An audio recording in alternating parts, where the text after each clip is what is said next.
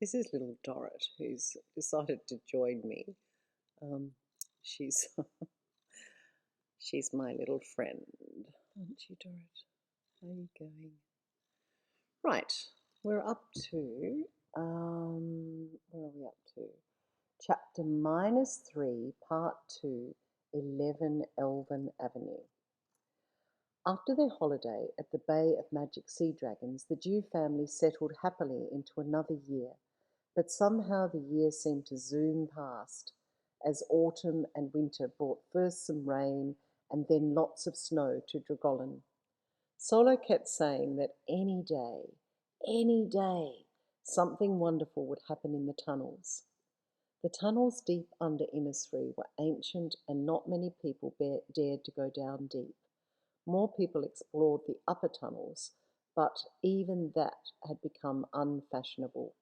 But Solo and Toll was obsessed with mapping the tunnels and generally having fun down there.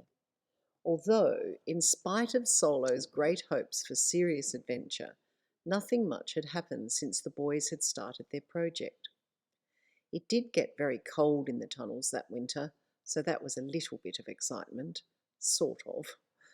But before Solo and Toll could complain too much, it was spring again. As she'd promised, Nell tried to find Jute Helpman, the friend of the Matrix family.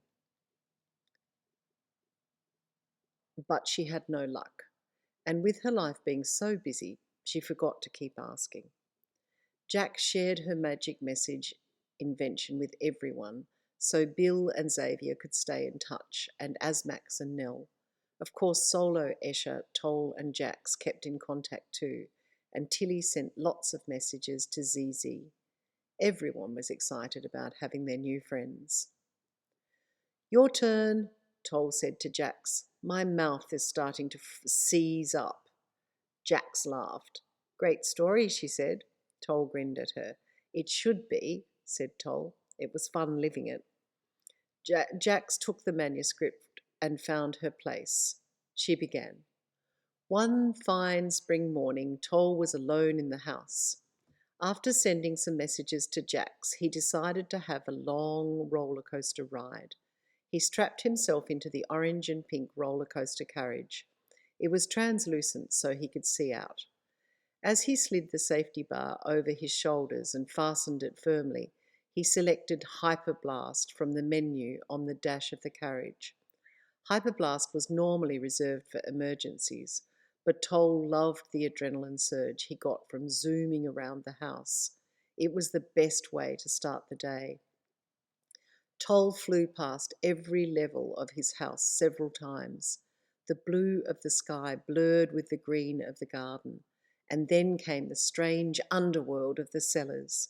The solar panels outside reflected everything as Toll whizzed past in his pink and orange car. Sometimes he closed his eyes to watch the afterblur of the ride as it went crazy on the screen of his eyelids, and then he'd blink and move his head slowly from side to side to watch the flashes of light form into patterns all over the place. Hyperblast was the only speed for Toll. When he had to share the roller coaster with anyone else, it was so boring to have to travel slowly. Toll was the only person in his family not to be affected by dizziness. He was able to recover from any amount of spinning within moments. That morning, Toll emerged from his ride on the 6th floor, right outside the kitchen. He made himself a blueberry and yogurt shake before walking in a daze towards his mother's study. The swinging bridge that connected the kitchen to her treehouse study felt just fine. Toll balanced his shake on his beautiful journal. Toll loved writing in it with a golden pen given to him by his grandfather, Anatole. His grandfather had brought it back from the islands of time. I think we need to say his grandfather had brought back the pen from the islands of time, and its ink was made from fire gold found in the land of ice and fire. It's the best pen ever. Even its ink is made from fire gold, his grandfather had whispered. But don't tell anyone. because I've a feeling it's meant to be kept a secret. Toll had kept many secrets in his life, but the secret of the fire gold ink was now his favourite. It was even better than the riddle given to him by the princess of the magic sea dragons. Toll shared a love of naughtiness with his grandfather, and he felt as if the pen and its secret were good luck charms. The golden pen cheered him as it shone in the golden pen cheered him that morning as it shone in the sun. Toll put the pen behind his ear while he thought about what to write in his journal. The pages were a light blue. If he held the book up against the sky and squinted his eyes a bit, the book's pages were almost the same colour as the cloudless sky that day. Toll smiled to himself. Things were good. He was looking forward to tunnelling with Solo later that morning, but first he must write something. Anything would do. Okay, he said quietly to himself. This is it. Just put pen to paper and start writing. As he wrote, the golden words shimmered brilliantly on the blue page. A stream of them started to fall from his pen, so he just continued. A very sunny day in spring. I love writing in my journal. My big brother Solo suggested that I keep a journal in case I ever become famous. I don't know why he thinks I might become famous, but he does. Solo gave me this journal, and then my grandfather, the one I'm named after, gave me the best golden pen. This very one. He said the pen is magic. Its ink comes from the land of ice and fire, but I can't say any more about it because that's a secret. I probably love this pen more than any of my other things.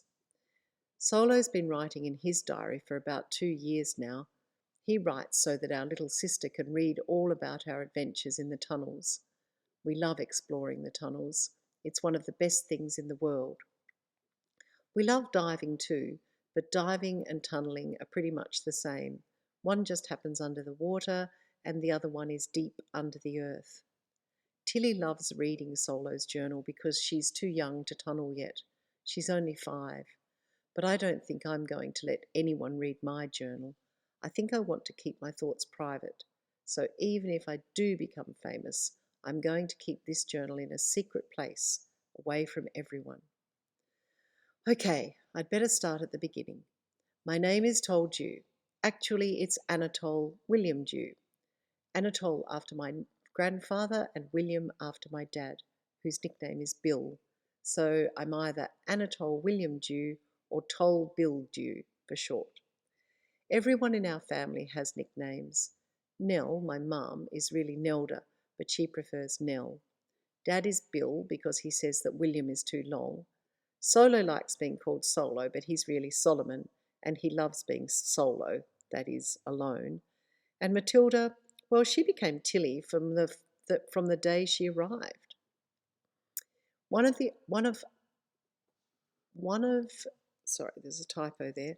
One of the other things I like about my name is that because I'm Anatole Dew, my initial is A, so I'm a Dew, which sounds like adieu, which is goodbye in a language from a place called France.